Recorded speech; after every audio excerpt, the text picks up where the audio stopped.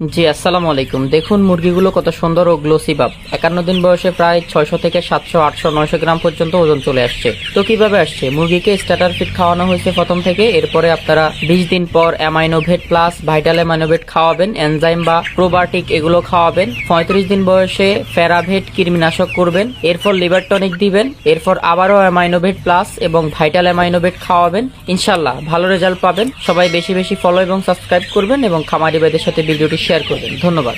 জি আসসালামু আলাইকুম। দেখুন মুরগিগুলো কত সুন্দর ও গ্লোসি ভাব। 51 দিন বয়সে প্রায় 600 থেকে 700, 800, 900 গ্রাম পর্যন্ত ওজন চলে আসছে। তো কিভাবে আসছে? মুরগিকে স্টার্টার ফিড খাওয়ানো হয়েছে প্রথম থেকে। এরপরে আপনারা 20 দিন পর অ্যামাইনোভেট প্লাস ভাইটাল অ্যামাইনোভেট খাওয়াবেন, এনজাইম বা প্রোবায়োটিক এগুলো খাওয়াবেন। 35 দিন বয়সে ফেরাভেট কৃমিনাশক করবেন, এরপর লিভার টনিক দিবেন, এরপর আবারও অ্যামাইনোভেট প্লাস এবং ভাইটাল অ্যামাইনোভেট খাওয়াবেন। ইনশাল্লাহ ভালো রেজাল্ট পাবেন। সবাই বেশি বেশি ফলো এবং সাবস্ক্রাইব করবেন এবং খামারি ভাইদের সাথে ভিডিওটি শেয়ার করবেন। ধন্যবাদ।